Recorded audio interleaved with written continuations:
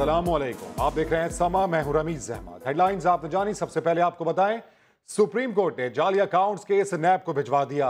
अदालत ने हुक्म दिया नैब जीआईटी रिपोर्ट और मवाद की रोशनी में तहकीकात करे।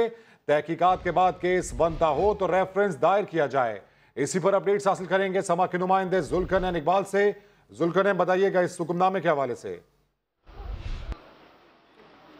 देखिए, सुप्रीम कोर्ट ने आज तमाम जो फरीकैन ने उनके वकला का मौक़िफ़ सुनने के बाद जाली अकाउंट्स केस की जो जीआईटी की रिपोर्ट है और जो उसमें सिफारिशात की गई थी कि तमाम ये मुकदमात नैब को रेफ़र किए जाएँ, अदालत ने उन सिफारिशात की रोशनी में जाली बैंक अकाउंट्स केस और इससे मुंसलिक तमाम चीज़ें नैब को रेफ़र कर दी हैं।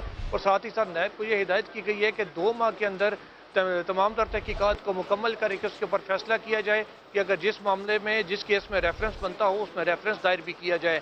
इसके साथ ही साथ एक अच्छी खबर पीपल्स पार्टी के लिए ये है कि बिलावल भुट्टो जरदारी का नाम सुप्रीम कोर्ट ने ना सिर्फ जीआईटी से निकाल दिया है बल्कि ईसीएल से भी उनका नाम फौरी तौर पर खारिज करने का हुक्म दे दिया है। जबकि वज़ीर सिंध मुराद अली शाह के हवाले से भी यही हुक्म जारी किया गया है। उनका नाम भी ईसीएल से भी ना सिर्फ निकाल दिया गया बल्कि जीआईटी रिपोर्ट से भी मुराद अली शाह का नाम निकाल दिया है। चीफ जस्टिस ऑफ पाकिस्तान का ये कहना था कि मुराद अली शाह को सुने बगैर ही उनके हवाले से ये ऑब्जर्वेशन दी गई और रेफरेंस दायर करने का कहा गया। तहम नैब को ये हुक्म ज़रूर अदालत ने जारी किया है कि जब तहकीकात के दौरान ज़रूरत पेश आए नैब को तो वो किसी भी वक्त आज़ादाना तौर पर बिलावल भुट्टो जरदारी और मुराद अली शाह को तलब करके उनसे जो भी तहकीकात वो करना चाहें और जो नताइज अखज़ करना चाहें वो कर सकते हैं। नैब इस मामले में मुकम्मल तौर पर आज़ाद होगी। इसके साथ ही साथ फारूक नाइक जो आसिफ अली जरदारी के वकील हैं उनके हवाले से भी जीआईटी रिपोर्ट में कुछ मवाद था, अदालत ने उसको भी हज़फ कर दिया है। और अनवर मंसूर जो अटॉर्नी जनरल ऑफ पाकिस्तान है उनके भाई आसिम मंसूर का नाम भी अनवर मंसूर की गुजारिश के ऊपर अदालत ने जीआईटी रिपोर्ट से हज़फ कर दिया है। तो ये वो मुख्तसर हुक्मनामा है अदालत का जो अभी कोर्ट में डिक्टेट किया गया है। तमाम इस हवाले से जो तफसीली फैसला है, तहरीरी फैसला, वो अदालत मुनासिब वक्त पर के ऊपर भी जारी करेगी। जीआईटी के जो वकील हैं फैसल सिद्दीकी, उनकी जानिब से अदालत को बिलावल भुट्टो के हवाले से बताया गया कि पार्क लेन कंपनी के वो 25% शेयर होल्डर हैं और वो बेनिफिशरी हैं इन तमाम तर जाली अकाउंट्स के। इस वजह से जीआईटी ने उनका नाम जीआईटी रिपोर्ट में शामिल किया था, जिस पर अदालत ने कहा कि सिर्फ कंपनी का हिस्सेदार होने से कोई बंदे किसी का किरदार इस मामले में सामने नहीं आ सकता। तब खुद जीआईटी के वकील ने भी इस बात को कहा कि बिलावल भुट्टो का बज़ाहिर को प्रैक्टिकली कोई किरदार नहीं था, तो सारे का सारा किरदार इस मामले में कई शख्सियात के हवाले से भी कुछ रिमार्क्स दिए गए। चीफ जस्टिस ऑफ पाकिस्तान की जानिब से जाली अकाउंट केस में आसिफ अली जरदारी के वकील लतीफ खोसा की जानिब से कहा गया कि अदालत ने बिलावल भुट्टो का नाम ईसीएल से निकालने का हुक्म दिया है। सुप्रीम कोर्ट के बाहर गुफ्तगू करते हुए बोले इस केस से मुल्क में बहरानी कैफियत पैदा हुई। चीफ जस्टिस साहब ने आज जो फैसला फाइनल किया है उसमें उन्होंने चेयरमैन बिलावल भुट्टो जरदारी साहब का हुक्म किया है कि नाम न सिर्फ ईसीएल से हटाया जाए बल्कि जीआईटी की रिपोर्ट में भी अगर उनके खिलाफ कोई ऑब्जर्वेशंस हैं तो उनको भी जो है उन्होंने कलअदम करार दे दिया। इस केस की वजह से सारा मुल्क जो है वो एक बहरानी कैफियत में आ गया है।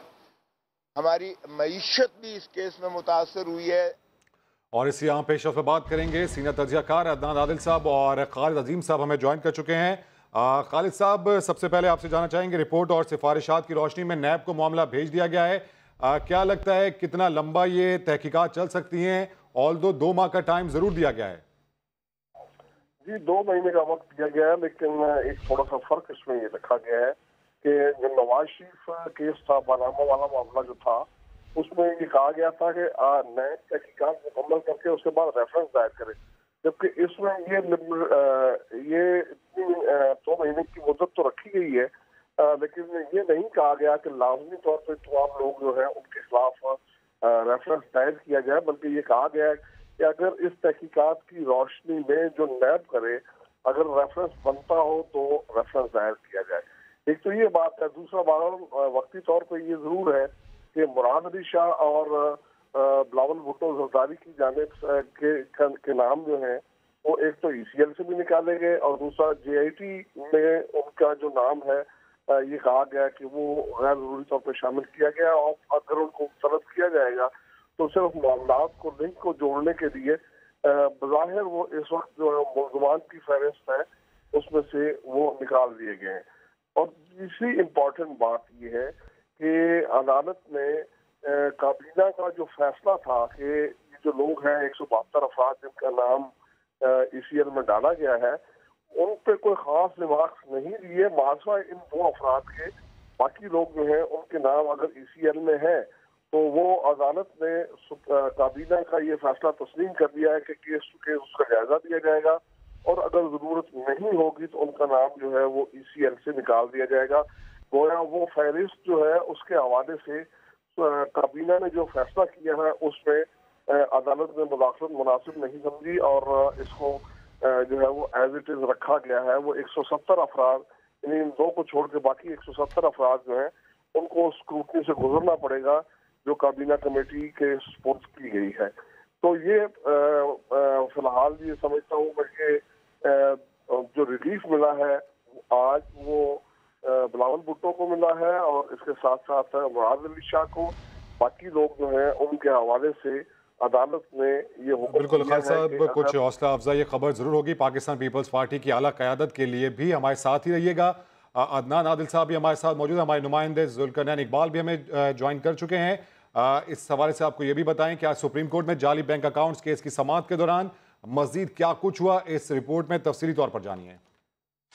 जाली अकाउंट्स केस में नया मोड़, सुप्रीम कोर्ट ने मामला नैब को भेज दिया। 2 माह में तहकीकात मुकम्मल करने का हुक्म। समाअत के दौरान चीफ जस्टिस ने बिलावल भुट्टो को मामले में मुलव्वस करने पर सवालात उठा दिए। पूछा, मासूम बिलावल ने पाकिस्तान में आकर ऐसा क्या कर दिया? वो तो सिर्फ अपनी माँ का मिशन आगे बढ़ा रहा है, क्या बदनाम करने के लिए उनका नाम फहरिस्त में डाला गया? अदालत ने बिलावल भुट्टो का नाम GIT रिपोर्ट और ECL से निकालने का हुक्म दे दिया। चीफ जस्टिस ने रिमार्क्स दिए कि ओमनी ग्रुप के कनेक्शन सियासतदानों और प्रॉपर्टी टाइकॉन से मिलते हैं। ओमनी ग्रुप ने 5 बरस में अरबों रुपए कैसे कमाए? क्या ये पैसा मनो सलवा के जरिए आता है? क्या जाली बैंक अकाउंट्स फरिश्तों ने खोले थे? इन अकाउंट्स के बेनिफिशरीज कौन है? जवाब देना पड़ेगा। ओमनी के खिलाफ इतना मवाद आ चुका है कि कोई आंखें बंद नहीं कर सकता। वकला के खिलाफ तहकीकात पर वकील बहरिया टाउन के एतराज पर जस्टिस एजाजुल एहसन ने कहा, मुल्क में कोई मुकद्दस गाय नहीं है। वकील तारिक रहीम बोले, इस तरह तो पिंडोरा बॉक्स खुलेगा, जिस पर चीफ जस्टिस ने कहा, हम सबके पिंडोरा बॉक्स खोल रहे हैं। आप लोग मलिक रियाज के सहर में मुब्तला हैं। हम GIT रिपोर्ट के पाबंद नहीं। जुर्म बनता है या नहीं, फैसला अदालत करेगी। रिपोर्ट आपने मुलाजा की, इसी पर तज्जिया हासिल करेंगे। अदनान आदिल साहब हमारे साथ मौजूद हैं। अदनान साहब, ये अहम मामला, साथ साथ GIT का तस्करा हमने देखा कि मुल्की सियासत पर छाया रहा। पाकिस्तान पीपल्स पार्टी की आज के दिन के हवाले से अगर बात की जाए, कितनी हौसला अफजा खबर हो सकती है ये जो मुख्तसर हुक्मनामा सुप्रीम कोर्ट की जानिब से आज दिया गया? पीपल्स पार्टी के लिए तो बहुत खासा रिलीफ इसमें है कि वक्ती तौर पे ये लगता है कि बहरान टल गया है। जो आसिफ अली जरदारी जिस तरह जलसे कर रहे थे और खतरा जाहिर कर रहे थे कि उन्हें गिरफ्तार किया जा सकता है या इस तरह की खबरें गर्दिश कर रही थी, तो वक्ती तौर पे तो लगता है कि वो मामला टल गया। आप देखिए, पनामा केस से ये फैसला खासा मुख्तलिफ है। पनामा केस में जो GIT बनी थी तो उसमें एक निगरान जज मुकर्रर किया गया था ताकि वो देखता रहे कि ये मामला जो है नैब में ठीक तरह से इस पर रेफरेंस तैयार हो, अदालत में चले और वक्त पर सारा प्रोसेस मुकम्मल हो जाए। लेकिन इसमें कोई निगरान जज मुकर्रर सुप्रीम कोर्ट ने नहीं किया, बल्कि सब कुछ जो है वो नैब पर छोड़ दिया है। तो अब वो नैब जो है नए सिरे से तहकीकात करेगी, तो उसमें काफी गुंजाइश होती है नैब के ऊपर। अब देखना होगा कि नैब किस तरह आजादाना तौर पे तहकीकात करती है और बड़े बड़े लोग इसमें शामिल हैं, मलिक रियाज हैं, आसिफ अली जरदारी हैं। तो क्या नैब में इतनी ताकत और जुर्रत है कि वो पूरी तरह इस मामले की सही तफ्तीश करके रेफरेंस बना ले और फिर नीचे के जज जो हैं उसको वो सुन लें, क्योंकि निगरान जज तो इसमें है कोई नहीं। तो पीपल्स पार्टी की हुकूमत को भी जो खतरा नजर आ रहा था कि अगर कुछ गिरफ्तारियां हो गई बड़े लीडरों की तो शायद पीपल्स पार्टी में फॉरवर्ड ब्लॉक बन जाए और वो पीपल्स पार्टी जो है सिंध में अपनी हुकूमत कायम न रख सके, तो ऐसा खतरा तो फिलहाल जो है वो टल गया है। बिल्कुल दुरुस्त कहा आपने अदनान साहब के काबिल जिक्र है ये GIT रिपोर्ट और सिंध हुकूमत की तब्दीली की बातें भी होती रही और ऐसे में ये मुख्तसर हुक्मनामा आ चुका है और अब तमाम तर मामला नैब के सुपोर्ट कर दिया गया है। बेहद शुक्रिया, आप इस अहम मामले पर अपना तज्जिया दे रहे थे खालिद अजीम साहब और अदनान आदिल साहब। और चीफ जस्टिस ने बता दिया कि चेयरमैन नैब से उनकी मुलाकात में क्या बात हुई। चीफ जस्टिस ने बताया, चेयरमैन नैब ने यकीन दिलाया है कि आइंदा ऐसा नहीं होगा। उन्हें बताया कि नैब सुबह से शाम तक बिठा कर रखता है, नैब लोगों की इज्जत का ख्याल रखे। वजीर आला सिंध से GIT बुलाकर सवाल पूछ लेती। मजीद क्या कुछ वहां पर हुआ, अपडेट्स हासिल करेंगे समा के नुमाइंदे जुल्करनैन इकबाल से। जुल्करनैन, इस मामले पर चीफ जस्टिस की जानिब से मजीद क्या कहा गया?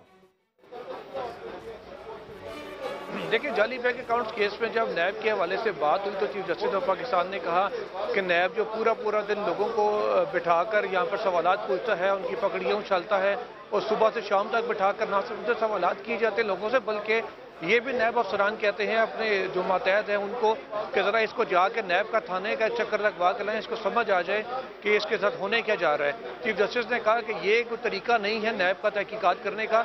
इस हवाले से उन्होंने कहा कि मैंने चेयरमैन नैब से भी जब मुलाकात उनसे हुई तो उनसे ये बात कही थी कि नैब ये सारी हरकतें कर रहा है, जिस पर चीफ जस्टिस का कहना है मैंने चेयरमैन नैब से कहा कि आप आला तरीन अदालत के इंतहाई सीनियर जज रहे हैं, आपको तो इन चीज़ों का कम से कम ख्याल होना चाहिए कि इस तरह से नैब को लोगों की तस्दीक नहीं करनी चाहिए। इस पर चीफ जस्टिस ने बताया कि chairman NAB justice retired Javed Iqbal ने उन्हें यकीन दहानी करवाई कि अब से आपको नैब के इन मामलात में वाज़ेह फ़र्क नज़र आएगा और इस तरह से जो तस्दीक का अमल था, जो जिसकी शिकायत की जा रही है, वो तस्दीक अब लोगों की नैब के अंदर नहीं होगी।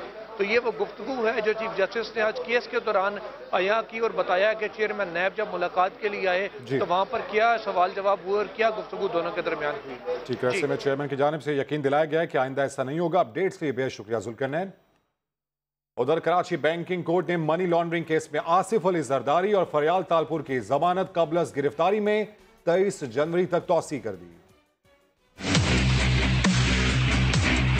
Sindh mega money laundering scandal की बैंकिंग कोर्ट में समाअत जियालों के सरबराह आसिफ जरदारी, फरियाल तालपुर, निमर मजीद और दीगर मुल्जिमान की पेशी हुई। मुल्जिमान के वकील ने कहा FIA को हतमी चालान जमा कराने का हुक्म दिया जाए। अदालत ने कह दिया हमें सुप्रीम कोर्ट ने रोक रखा है, इजाजत के बगैर हम मजीद कार्रवाई नहीं कर सकते। आसिफ जरदारी और फरियाल तालपुर की जमानत कबल गिरफ्तारी में 23 जनवरी तक तौसीह हो गई। TP रहनुमा निसार खोड़ू ने वफाकी हुकूमत को बदनीयत करार दिया। इलेक्टेड नुमाइंदा है, उसको बेइज्जत कर रहे हो, उसकी तजलील हो रही है, जानबूझकर हुकूमत ये कर रही है।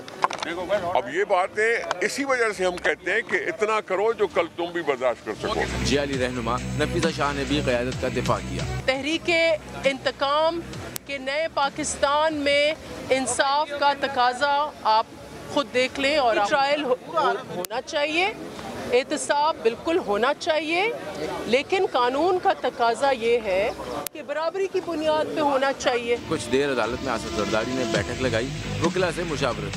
अनवर मजीद को हाजिर नहीं किया गया मगर मेडिकल रिपोर्ट पेश की गई। AG मजीद और हुसैन लवाई को अडियाला जेल से पेश किया गया। कैमरा टीम और साथी रिपोर्टर अली हसनैन के हमरा इरफान उल हक, समा, कराची।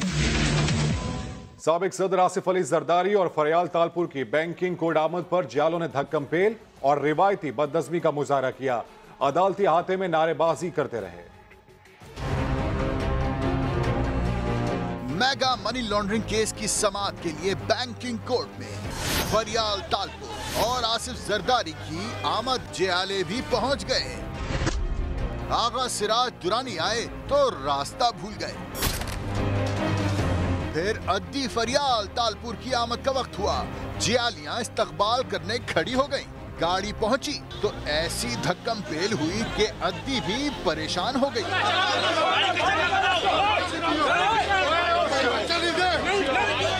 आसिफ जरदारी की आमद पर तो जियाले आपे से बाहर हो गए। जियाले अदालती अहाते में भी बाज न आए, नारेबाजी करते रहे। चेहरे पर मुस्कुराहट रखने वाले आसिफ जरदारी भी धक्कम पेल पर नाराज हो गए। आसिफ जरदारी वापस रवाना हुए तो जाते जाते सिंधी टोपी भी गिरते गिरते बची। और ख्वाब देखने वाले पीपल्स पार्टी के रहनुमा मंजूर वसान की एक और पेशगोई। कहते हैं रवां साल अहम फैसले होंगे। 2020 इमरान खान के लिए बहुत खतरनाक साल होगा। हर पॉइंट ऑफ व्यू से बड़ा मुनफरद होगा, मईशत के पॉइंट ऑफ व्यू से, टकरा के पॉइंट ऑफ व्यू से और अहम फैसलों के पॉइंट ऑफ व्यू से। ये 19 दूसरे सालों में बड़ा अहम होगा। वैसे तो 20 साल तो इससे भी खतरनाक होगा, लेकिन 19 में बहुत अहम फैसले होने वाले हैं। कप्तान के लिए कोई ख्वाब देखा है तो बता दें। कप्तान के लिए 2020 बड़ा खतरनाक साल होगा। जहाँ भी करप्शन हुई हो, जहाँ भी अकाउंटेबिलिटी हो, सबके लिए होनी चाहिए। ये तो पीपल्स पार्टी के प्रायोरिटी में शामिल है, होनी चाहिए, लेकिन सबके साथ अक्रॉस द बोर्ड होनी चाहिए। आगे बढ़ते हुए आपको बताएं कि गवर्नर पंजाब चौधरी सरवर कहते हैं मीनार पाकिस्तान पर वजीर आजम इमरान खान ने कौम से जो वादा किया वो पूरा कर दिया। मैनचेस्टर एयरपोर्ट पर मीडिया से गुफ्तगू में कहा, 2 नहीं 1 पाकिस्तान बनाएंगे। अमीर, गरीब, ताकतवर और कमजोर सब बराबर होंगे। और जो वादा इमरान खान ने कौम के साथ मीनारे पाकिस्तान पे खड़े होकर किया था कि 2 नहीं हम 1 पाकिस्तान बनाना चाहते हैं, वो पाकिस्तान जिसमें अमीर, गरीब, ताकतवर और कमजोर कानून की नज़र में सब बराबर होंगे।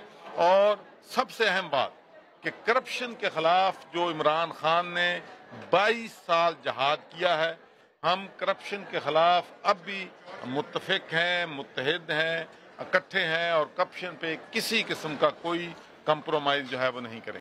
कुछ दीगर खबरें शामिल करें। अब पता चला कि कराची वालों को सरकारी दफातर में धक्के क्यों खाना पड़ते हैं, काम वक्त पर क्यों नहीं होता। क्योंकि Sindh building control authority, KDA और LDA में मुलाजमीन और अफसरान वक्त पर नहीं आते। वजीर बल्दियात सईद गनी ने अचानक दौरा किया और हाजिरियां चेक की। अशरफ खान की रिपोर्ट देखिए। सरकारी अफसर गैर हाजिर रहते हैं, देर से दफ्तर आते हैं, तभी तो इतना बिगाड़ है। वजीर बल्दियात सईद गनी का छापा पड़ा। SBCA DG समेत दफ्तर में अफसरान मौजूद ही न थे। सईद गनी ने शो कॉज नोटिस जारी करने, गैर हाजिर मुलाजमीन की 1 दिन की तनख्वाहें काटने के अहकाम जारी कर दिए। बारी आई KDA की। DG KDA समी सिद्दीकी समेत चंद डायरेक्टर्स तो हाजिर थे, मगर यहाँ गैर हाजिर मुलाजमीन अफसरान की शामत आ गई। फिर सईद गनी लियारी डेवलपमेंट अथॉरिटी के दफ्तर पहुँचे, वहाँ भी आवे का आवा बिगड़ा मिला। मुलाजमीन गैर हाजिर, यहाँ भी तनख्वाहें कटी, शो कॉज नोटिस जारी हुए। वजीर बल्दियात ने फाइनल वार्निंग दे दी, अगले दौरे में भी ऐसा रहा तो मुलाजमीन हो या अफसर घर जाएगा। अशरफ खान, समा, कराची। ठंड का राज हुआ कहां, जानिए कुछ देर बाद। बात करेंगे महफूज समझे जाने वाली ऑनलाइन टैक्सी सर्विस की, जो अब गैर महफूज होती जा रही है। इस्लामाबाद में ड्राइवर कराची के मुसाफिर से नकदी और सामान लेकर फरार हो गया। नाम, नंबर और शनाख्त सब आया, फिर भी 2 नंबरी। ऑनलाइन टैक्सी सर्विस के ड्राइवर भी मुसाफिरों को लूटने लगे। इस्लामाबाद में निजी टैक्सी सर्विस के ड्राइवर ने कराची के शहरी को चूना लगा दिया। फिदा हैदर ने 12 कहू से फैजाबाद तक राइड बुक कराई। बस अड्डे पर उतरा तो ड्राइवर ने नोट तुड़वाने का कहा। मुसाफिर अभी चंद ही कदम चला था कि नसरबाज ने एक्सीलेटर दबाया और मुसाफिर का बैग और सामान समेत रफू चक्कर हो गया। परदेसी ने निजी कंपनी की शिकायत की, मगर महफूज सफर के दावेदारों की तरफ से कोई सुनवाई न हो सकी। 1000 का नोट निकाल के उसको दिया तो उसने बोले बस चेंज नहीं है, तो फिर उसने बोला बाहर जाके चेंज लेके आ जाओ। 2 बैग थे, एक बैग में लैपटॉप था, मोबाइल की चीजें थी। मैक्सिमम 3 से 4 मिनट लगे होंगे। वापस आया हूँ, कॉल की है उस बंदे को, बंदे ने बोला मैं आगे हूँ, फोन ऑफ किया एंड उसके बाद से वो ट्रेस नहीं हो रहा। कंपनी की तरफ से अदम तावन के बाद शहरी ने पुलिस को दरखास्त दे दी। थाना I-9 ने मुकदमा दर्ज करके मुलजिम की तलाश शुरू कर दी। नूरुल अमीन दानिश, समा, इस्लामाबाद। इस्लामाबाद में कराची के शहरी को लूटने वाला निजी टैक्सी सर्विस का कैप्टन एक नंबर प्लेट पर 3 गाड़ियां चला रहा था। पुलिस पार्टी मुलजिम की तलाश के लिए मंडी बहाउद्दीन रवाना हो गई। इसी पर अपडेट्स हासिल करेंगे समा के नुमाइंदे नूरुल अमीन दानिश से। नूर, कुछ कामयाबी हासिल हुई है फिर पुलिस को? जी बिल्कुल, मुलजिम की तलाश के लिए पुलिस टीम तश्कील दी गई थी कल, और आज जो है पुलिस टीम मंडी बहाउद्दीन इस्लामाबाद से रवाना हो चुकी है। और पुलिस का ये कहना है कि 1 नंबर के ऊपर ये जो ड्राइवर था निजी कंपनी का, ये 3 गाड़ियां चला रहा था। पुलिस को रवाना कर दिया गया है। और उसके अलावा पुलिस का ये भी कहना है कि जो ऑनलाइन टैक्सी सर्विस है वो भी इस इन्वेस्टिगेशन में और उस बंदे को आइडेंटिफाई करने में मदद नहीं कर रही, लेकिन पुलिस कह रही है कि हम जल्द जो मुलजिम है उसको गिरफ्तार कर लेंगे। जी, अपडेट से बेहद शुक्रिया नूर। कराची के इलाके गार्डन में चिड़ियाघर के अतराफ मलबा उठाने और तामीरात को गिराने का काम तीसरे रोज भी जारी है। गार्डन के अतराफ 400 से ज्यादा दुकानें मिसमार की जा चुकी हैं। वहीं पर मौजूद है समा के नुमाइंदे अली हफीज, उनसे मजीद अपडेट्स हासिल करेंगे। अली हफीज, मुसलसल तीसरा रोज है आज इस ऑपरेशन का, कितनी पेशरफ्त हो चुकी है अब तक? जी बिल्कुल, हफ्ते को 5 जनवरी को बल्दिया उज़्मा कराची ने कराची चिड़ियाघर के अतराफ जो है दुकानों को मिसमार करने के लिए ऑपरेशन का आगाज किया था। तीसरा रोज है। गुज़िश्ता रोज़ ही जो है 400 से ज़ायद दुकानें जो हैं बल्दिया उज़्मा कराची के महकमा इंसानी तजावुज़ात ने उनको मिसमार कर दिया था। अब जो मलबा है उसको उठाने के लिए मशीनरी मौजूद है, बल्दिया उज़्मा कराची का अमला मौजूद है, मलबा उठाया जा रहा है। 40 वर्ष से ज़ायद ये दुकानें कायम थी। यहाँ पर 3 रोज़ में जो है तमाम दुकानों को जो है ज़मीन बोझ कर दिया गया है। बशीर सिद्दीकी जो KMC के सीनियर डायरेक्टर हैं, उनसे हमारी बात हुई। उनका ये कहना है कि मलबा उठाने का काम भी जो है हंगामी बुनियादों पर जारी है ताकि ट्रैफिक की रवानी में खलल पैदा ना हो। इनका ये कहना है कि मलबा उठाने के लिए जो है इस वक्त भी जो है ऑपरेशन किया जा रहा है, मशीनरी मौजूद है और अमला मौजूद है। अगर हम बात करें मजमूई तौर पर ग्रैंड ऑपरेशन जो है प्लान किया था KMC ने, हाँ, डिस्ट्रिक्ट साउथ में पहला मरहला जो है कराची चिड़ियाघर के तरफ 400 ज़ायद दुकानों को मिसमार करने का था। अब जो डिस्ट्रिक्ट साउथ में और जो पुरानी जो मार्केट है, खासतौर पर जो नालों में बनी हुई हैं और जिनके सबब जो है ट्रैफिक की रवानी में खलल पैदा हो, उनको जो है मिसमार किया जाएगा। KMC हुकाम कहते हैं कि सुप्रीम कोर्ट पाकिस्तान की हिदायत पर जो है हमने एक्शन का आगाज किया था शहर में तजावुज़ात के खिलाफ। बड़ा और तवील ऑपरेशन है जो कि इस वक्त शहर कायद में देखा जा रहा है। कुछ ऐसी ही सूरत हाल मुल्तान में भी है जहां पर तजावुज़ात के खिलाफ कार्रवाई की जा रही है। वहां पर क्या सूरत हाल है, यही जानेंगे समा के नुमाइंदे अमजद मलिक से। अमजद, यहाँ पर किस किस मकाम पर आज ऑपरेशन हुआ? जी बिल्कुल, मुल्तान में भी ज़िला इंतज़ामिया की जानिब से इस वक्त तजावुज़ात जो ऑपरेशन है, पुराना यहाँ पे भावलपुर बाईपास रोड पे इस वक्त ऑपरेशन जारी है और मुतअद्दी जो दुकानें थी गैर कानूनी यहाँ पे बनाई गई थी, इसके अलावा निजी बैंक जो यहाँ पे कायम किए गए थे जिनको यहाँ पे अलॉट किया गया था, उन बैंक्स को भी गिरा दिया गया है। रिहायशी इमारतें थी उनको भी गिरा दिया गया है। अगर आपको मेरा कैमरा मैन दिखाया, ये देखें, ये तमाम जो इमारतें हैं इस वक्त ज़ब्त कर दी गई हैं, तमाम को हैवी मशीनरी के तहत गिरा दिया गया है क्योंकि ये तमाम जो बिल्डिंग्स थी तर्जुमान के मुताबिक वो तमाम गैर कानूनी थी। इसीलिए ज़िला इंतज़ामिया ने आज ग्रैंड ऑपरेशन किया है और कुछ ही देर पहले डिप्टी कमिश्नर ने का ये कहना था कि जितनी भी यहाँ पे बिल्डिंग्स हैं इनमें कोई यहाँ पे 10 से 12 जो दुकानें थी उनको भी गिराया गया है। इसके अलावा बड़े प्लाजे बनाए गए थे जो कि गैर कानूनी थे, उनको भी मसमार किया गया है। टोटल 21 कनाल से ज़ायद जो ज़मीन है वो वागुज़ार कराई गई है। अगर हम उसकी मालियत की बात करते हैं तो 1 अरब रुपए जो मालियत है ज़मीन है जो कि वागुज़ार करवाई गई है। मुल्तान हो या कराची, इन दोनों ही शहरों में तजावुज़ात के खिलाफ ऑपरेशन तेजी से आगे बढ़ रहा है। अपडेट्स के लिए बेहद शुक्रिया अली हफीज़ और अमजद मलिक। आगे बढ़ते हुए आपको बताएं, इस्लामाबाद हाईकोर्ट में नवाज शरीफ की सजा मौतली की दरख्वास्त पर समाअत शुरू हो गई है। इस्लामाबाद हाईकोर्ट जहां पर अल अजीज़िया रेफरेंस के हवाले से जो फैसला सामने आया, साबिक वज़ीर आज़म मियां मोहम्मद नवाज शरीफ की जानिब से सजा मौतली के लिए दरख्वास्त की गई और ऐसे में इस हवाले से कार्रवाई इसका आगाज हो चुका है। इसी पर अपडेट्स हासिल करेंगे समा के नुमाइंदे सुहेल रशीद से। सुहेल, बताइएगा।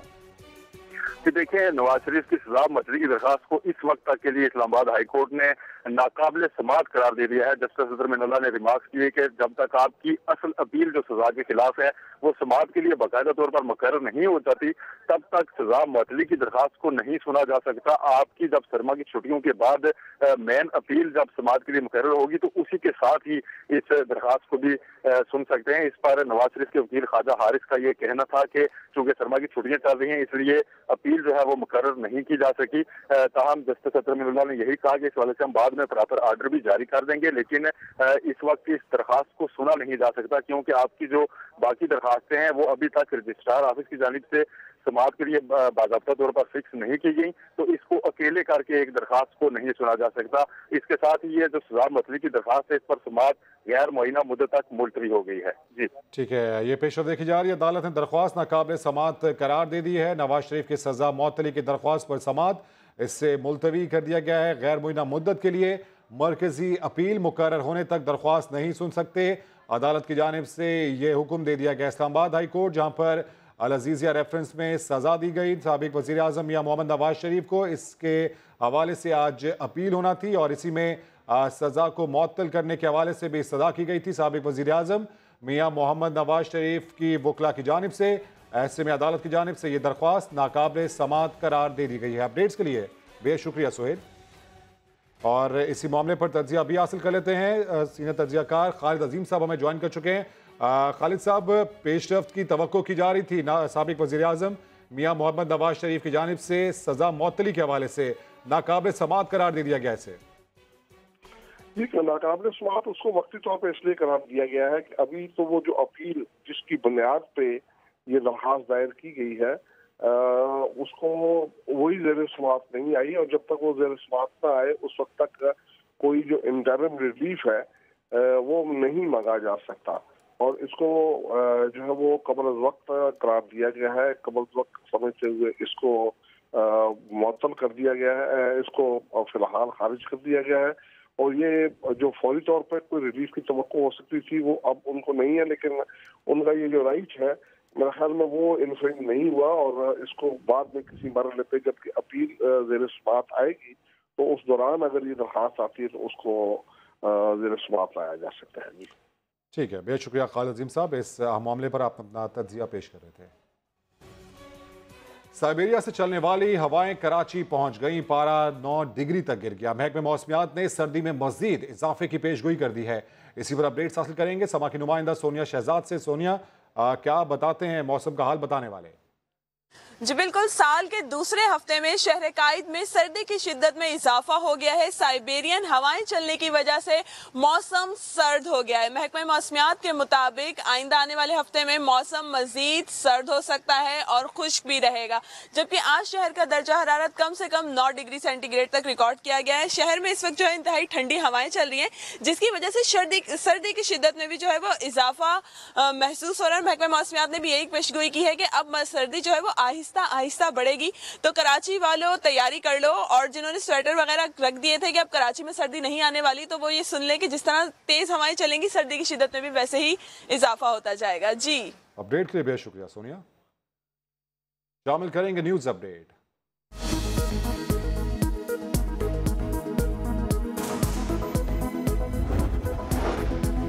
एबटाबाद में वैन खाई में जा गिरी, 6 अफराद जख्मी हो गए। रेस्क्यू जराये का कहना है हादसा सड़क पर फिसलन के बायस पेश आया।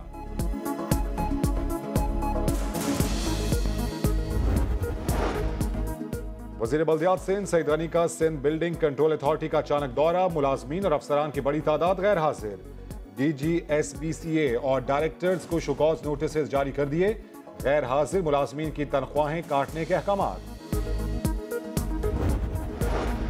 अफगानिस्तान में सोने की कान बैठ गई, 30 अफराद हलाक, मुतअद्दिद जख्मी हो गए। इमदादी कार्रवाइयां जारी।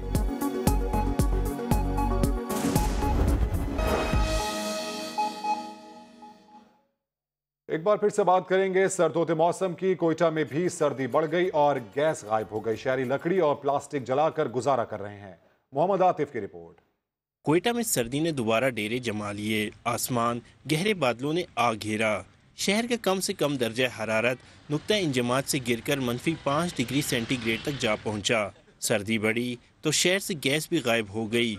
शहरी तवानाई के हसूल के लिए पुरानी लकड़ी और शीटें जलाने पर मजबूर हैं। गैस नहीं है सर्दी, ये इमरान खान की बदौलत माशाल्लाह गैस है नहीं, इधर खाली लकड़ियाँ जला रहे या कपड़े जला रहे, सर्दी बहुत है माशाल्लाह। शहरी कहते हैं कि गैस तो गायब है ही, लकड़ी की कीमत में भी मनमाना इजाफा कर दिया गया है। साल में तो आजकल लकड़ी महंगा है, 650-700 रुपये मन है, तो इसलिए लकड़ी जो है घर से लाते हैं। दूसरा जो है दुकानों में जो लकड़ी का काम, जिसका कमोडे वगैरह जो फारिग करते हैं वो लकड़ी भी हम लोगों को दे देते हैं। शहरियों ने मुतलका महकमे से गैस का प्रेशर बेहतर बनाने का मुतालबा किया है, जबकि महकमे मौसमियात ने आइंदा 24 घंटों में मजीद सर्दी पड़ने और मौसम खुश्क रहने की पेशनगोई की है। कैमरामैन अब्दुल वहीद के साथ मोहम्मद आतिफ, समा, क्वेटा। मौज मस्तियां खत्म हुई। सर्दियों के बाद, छुट्टियों के बाद पंजाब के निजी और सरकारी स्कूल खुल गए। दोस्तों से मिलकर कोई खुश हुआ तो कोई मजीद छुट्टियों का ख्वाहिशमंद निकला। अमजद मलिक की रिपोर्ट। सर्दियों की छुट्टियां खत्म, मुल्तानी बच्चों ने भी बस्ता उठा लिया और स्कूल की राह पर चल पड़े।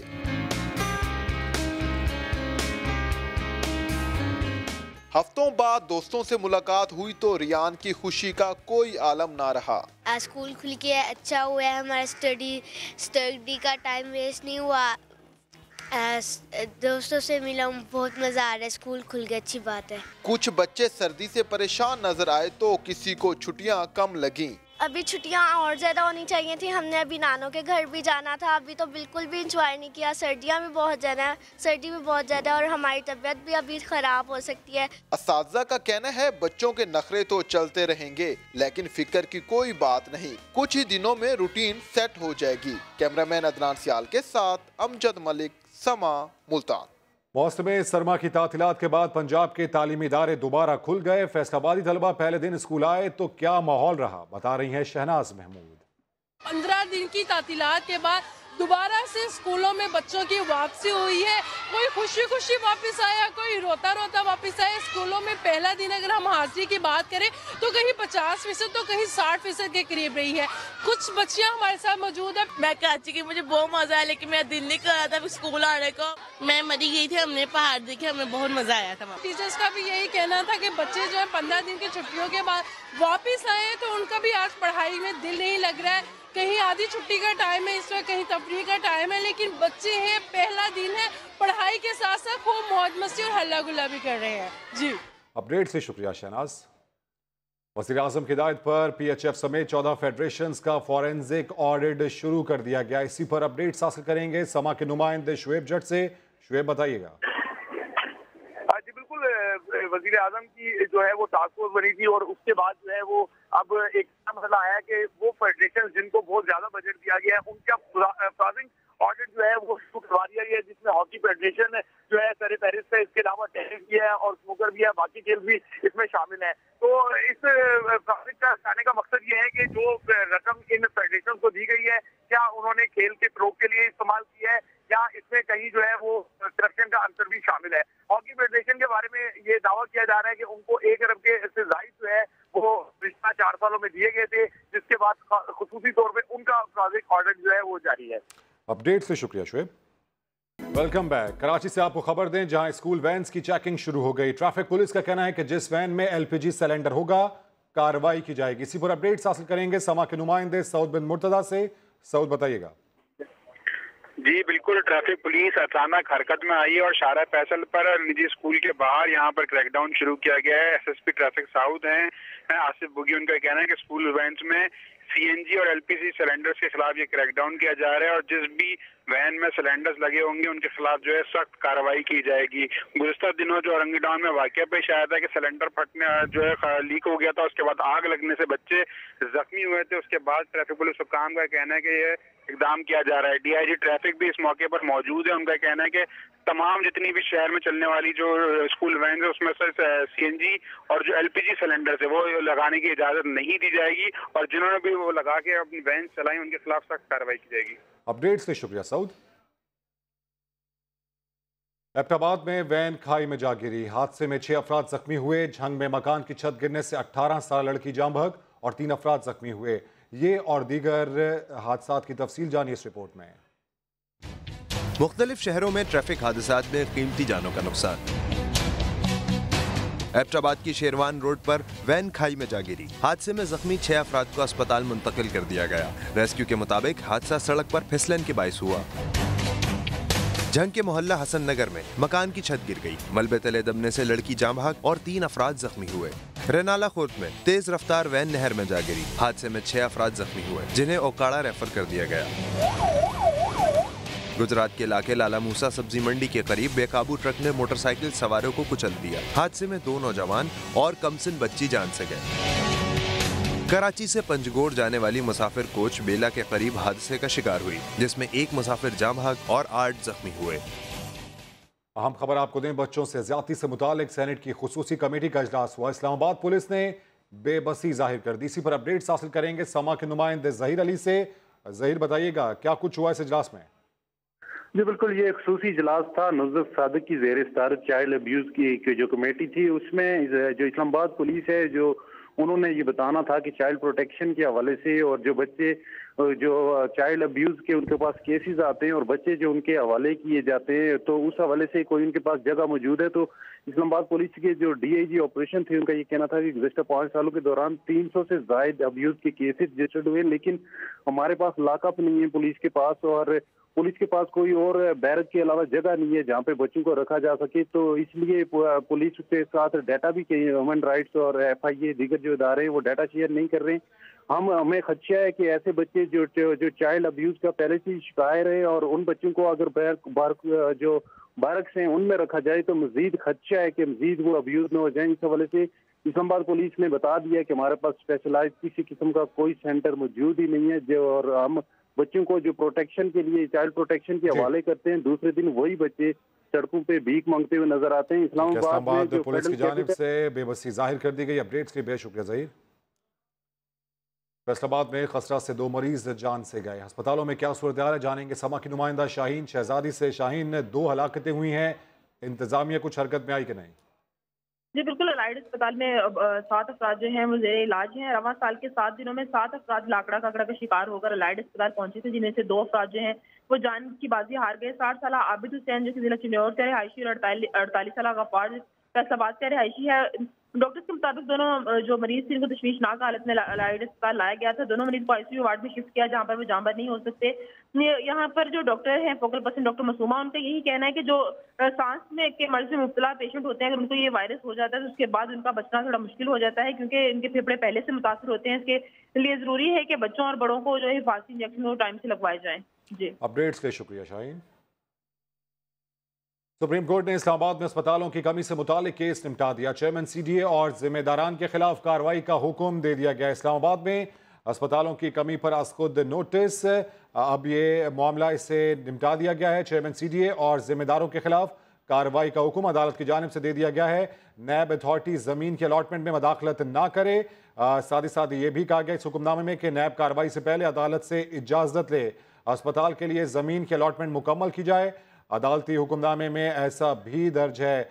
केस निपटा दिया गया है। इस्लामाबाद में अस्पतालों की कमी पर उसको नोटिस लिया गया था सुप्रीम कोर्ट की जानिब से, जिसे अब निपटा दिया गया है। चेयरमैन CDA और जिम्मेदारान के खिलाफ कार्रवाई के अहकामात सुप्रीम कोर्ट की जानिब से दिए गए हैं। नैब अथॉरिटी ज़मीन की अलॉटमेंट में मुदाखलत ना करे, अदालत की जानिब से हुक्मनामे में यह भी दर्ज है। मौसम सरमा की सर्दी में सिर्फ अपना नहीं, अपने इर्द गिर्द का भी ख्याल रखें। पेशावर के नौजवानों ने इसार और हमदर्दी की मिसाल कायम कर दी। साथ बिन अवैस की रिपोर्ट।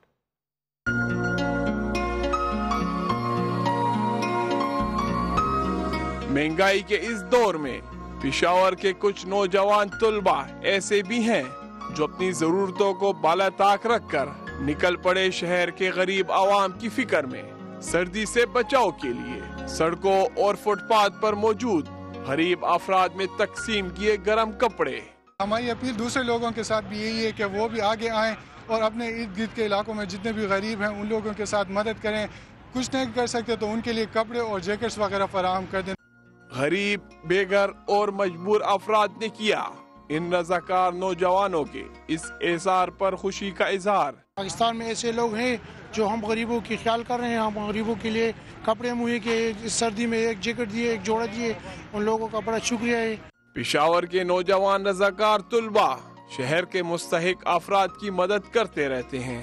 कैमरामैन असद अली के साथ बिन अवैस, समा, पेशावर।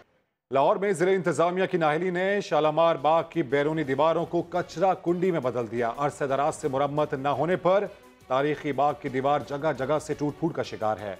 अरीबा रशीद की रिपोर्ट। दीवारों पर तो पहले ही जगह जगह दरारें थी, जालियां भी टूटी तो गोया लोगों को कचरा फेंकने की जगह मिल गई।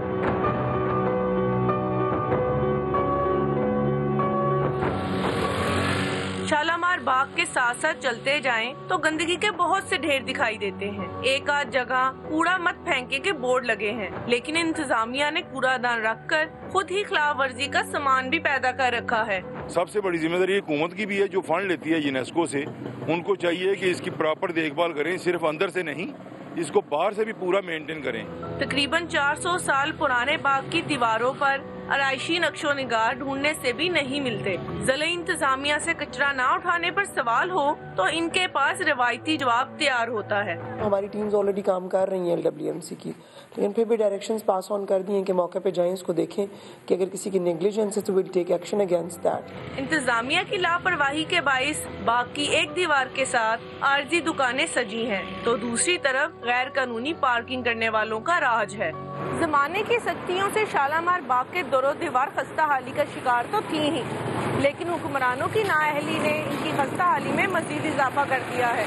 कैमरामैन लियाकत बशीर के साथ अरीबा रशीद, समान, लाहौर। कराची से कोयटा सफर करने वालों के लिए खुशखबरी है। सफर कैसे आसान होगा, सादुर रहमान बताएंगे। कराची से कोयटा का सफर हुआ आसान। शिद्दत के इस दौर में मुसाफिरों को आरामदेह सफर फराहम करने के लिए स्लीपर बस मुतारिफ करा दी गई। मुसाफिर भी सहूलियात से आरास्ता सफर पर खुश दिखाई दिए। कहते हैं लंबे सफर में नींद भी पूरी हो जाएगी और वक्त भी कट जाएगा। पूरे पाकिस्तान के अंदर मैं घुमा हूँ, इस तरह का आरामदेह सफर, इस तरह की लग्जरी जबरदस्त सीटें मैंने किसी भी बस में नहीं देखी। पहले बुकिंग इसका हो चुका है गाड़ियों का, और किराया भी इसका अल्हम्दुलिल्लाह बहुत मुनासिब है, 3000 रुपया। शहरियों ने पुरानी और बोसीदा बसों को फौरी तब्दील करके हुकूमत की निगरानी में जदीद और सस्ती बस सर्विस चलाने का मुतालबा भी किया। कैमरामैन मजहर सिद्दीकी के साथ सादुर रहमान, समा, कराची। इस्लामाबाद में सजा है स्पोर्ट्स गाला, जहां चल रही है बच्चों की फिजिकल एक्टिविटी। इस्लामाबाद से फरार रब्बानी बताएंगे। ठंडे मौसम में खून गरमाने का बहाना, कहीं चल रही है रस्साकशी, कहीं दौड़ का मुकाबला, कहीं कराटे तो कहीं आग के गोले से कूदने की महारत। स्पोर्ट्स कॉम्प्लेक्स इस्लामाबाद में सज गया स्टूडेंट्स का स्पोर्ट्स गाला। खेल, फुर्ती, सेहत और तफरीह भी एक साथ मिले तो फिर क्या ही कहने। बच्चे बड़े सभी कहते हैं पढ़ाई के साथ खेल खेल में भी बहुत कुछ सीखा जा सकता है। स्पोर्ट्स डे होता है, ये बच्चों की फिजिकल एक्टिविटी है और इसके जरिए से उनकी बॉडी जो है वो भी स्ट्रॉन्ग होती है। आज के दिन हमें बहुत मजा आया, मेरी सेकंड पोजीशन आई। बहुत सारी लर्निंग हो रही है, बहुत सारा नॉलेज मिल रहा है और हमारी फिजिकल एक्टिविटीज भी बढ़ रही है। I enjoyed a lot. कमसिन एथलीट्स कहते हैं तंदुरुस्त तवाना रहना है तो खेल बहुत जरूरी है, इसीलिए तो ऐसे इवेंट्स होते रहने चाहिए। कैमरामैन जमील मरवत के साथ फरार रब्बानी, समा, इस्लामाबाद। और मिलवाते हैं आपको सांगड़ के अब्दुल कादिर मल्ला से, जो फिश सज्जी बनाता है। जुल्फिकार कुंबर की रिपोर्ट में जानिए। सर्द मौसम हो, सिंध का जिला सांगड़ हो और गर्मा गर्म सज्जी हो, और वो भी मछली की, वो भी 8 मसालों वाली। जी हाँ, ये है अब्दुल जब्बार मल्ला, जो मछली की ऐसी सज्जी बनाते हैं कि बड़े बड़े सियासतदान चटखारे लेकर रह जाते हैं। बिलावल हाउस तक से ऑर्डर आते रहे हैं। कहा जाता है बेनजीर भुट्टो भी ये मछली सज्जी पसंद करती थीं। वज़ीर आज़म इमरान खान साहब आयो, उन्हें भी मूं दावत ते मछली ठाई, जेको आहे जामोट उते आयो, उते मूं ठाई। हींअर ज़रदारी साहब आयो, वो बदीना वाली साइड थे, उते मूं मछली ठाई। अब्दुल जब्बार मल्ला 20 साल से ये स्पेशल सज्जी बना रहे हैं। सांगड़ की ये मछली सज्जी जो खाता है वो बार बार आता है। जुल्फिकार कुंबर, समा, सांगड़। खवातीन किसी से कम नहीं। कराची की सानिया आरिफ ने अपने फन से दुनिया भर को हैरान कर दिया। लारिफ शेख की रिपोर्ट देखिए। लगन और मेहनत सच्ची हो तो मंजिल मिल ही जाती है। मारूफ आर्टिस्ट सानिया ने अपनी पेंटिंग से 10 ममालिक के नामवर आर्टिस्ट की फहरिस्त में जगह बना ली। सानिया ने हाल ही में चाइना की एग्जीबिशन में अपने फन के जौहर दिखाए, बेहतरीन मुसव्वरा का एजाज हासिल किया। अभी तक मैं 19 ममालिक में पार्टिसिपेट कर चुकी हूँ और आगे भी मेरी इसी तरह की ही कोशिशें हैं कि मुख्तलिफ कंट्रीज़ में लेके जाऊँ अपने आर्ट वर्क को और पाकिस्तान को प्रमोट करूँ। सानिया अपनी पेंटिंग में अपनी शख्सियत और एहसासात का इजहार करती हैं और अपने दिलकश फन पारे से पाकिस्तान का मजबूत चेहरा दिखाती हैं। ज़्यादातर मैं अपना पोर्ट्रे करती हूँ अपनी पर्सनल इनर फीलिंग्स, और उसके साथ ही अपनी मेरे सराउंडिंग जो भी काम हो रहे होते हैं उनकी अच्छी अच्छी खूबसूरती वाली चीज़ों को लेके और उसको पोर्ट्रे करती हूँ अपने कैनवस में। मुसव्वरा सानिया के फन पारों में कुदरती नज़ारे खूबसूरत अंदाज में नजर आते हैं। पाकिस्तान में टैलेंट की कमी नहीं, बस जरा सी पजीराई हो और भरपूर प्लेटफॉर्म मिले तो सानिया जैसे और भी फनकार सामने आ सकते हैं। खूबसूरत रंगों से सजी बेमिसाल मुसव्वरी सानिया आरिफ अपने फन से बैनुल-अक़वामी सतह पर पाकिस्तान का नाम रोशन कर रही हैं। कैमरामैन राशिद इशरत के साथ लारिफ शेख, समा, कराची। जेएलएम के पाकिस्तानी इजाद डैनिश शहरी मोहम्मद आमिर नमक से खूबसूरत तस्वीर बनाते हैं और इस फन से पाकिस्तान का नाम दुनिया भर में रोशन कर रहे हैं। इम्तियाज बेग की रिपोर्ट देखिए। कलर पेंटिंग और वाटर पेंटिंग तो बहुत देख ली, अब देखें नमक पेंटिंग। जनाब, ये हैं जेएलएम के 42 साला मोहम्मद आमिर, जो नमक पर तस्वीर कशी में महारत रखते हैं। शुहदा और चीफ ऑफ आर्मी स्टाफ की ऐसी तस्वीर बनाई कि देखने वाले हैरान रह गए। 14 साल की उम्र से आलमी मुकाबलों में हिस्सा लेते आ रहे हैं। मोहम्मद आमिर कई इनामात भी जीत चुके हैं।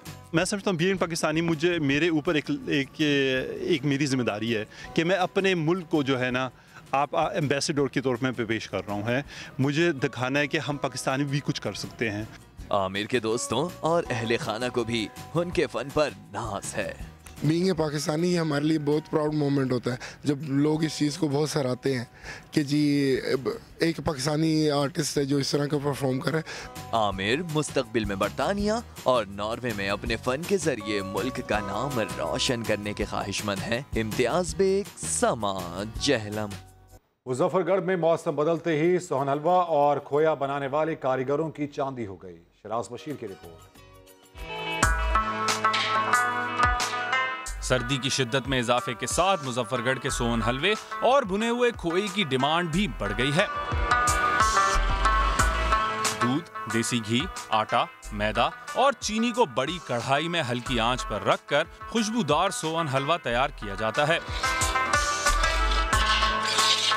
भुने खोई की तैयारी के लिए 100 लीटर दूध को मुसलसल 2 घंटे तक पकाया जाता है। इसके अंदर 2.5 किलो चीनी डालते हैं और 2.5 मन दूध होता है। सिर्फ इसको सिर्फ 2 घंटे ये हमारा जो कारीगर है ये पकाता रहेगा। इसमें से सिर्फ 9 किलो जो ना खोया निकलते हैं। मेवे से सजी इस सौगात को न सिर्फ लोग खुद खाते हैं बल्कि प्यारों को तोहफे के तौर पर भी भेजते हैं। स्पेशल मैंने तैयार करवाया सोना हलवा, इनसे ड्राई फ्रूट वगैरह डलवाए हैं। विदाउट केमिकल सोना हलवा तैयार करते हैं और बड़ा बेहतरीन इनका सोना हलवा है। बाहर के जो रिलेटिव आते हैं वो बड़ा याद करके आते हैं। जो पहले दिन से टेस्ट था वही इनका टेस्ट जा रहा है। पाकिस्तान ही नहीं बैरून मुल्क में भी ड्राई फ्रूट और देसी घी से तैयार होने वाली इन मीठी डिशेस के खूब चर्चे हैं। शिराज बशीर, समा, मुजफ्फरगढ़।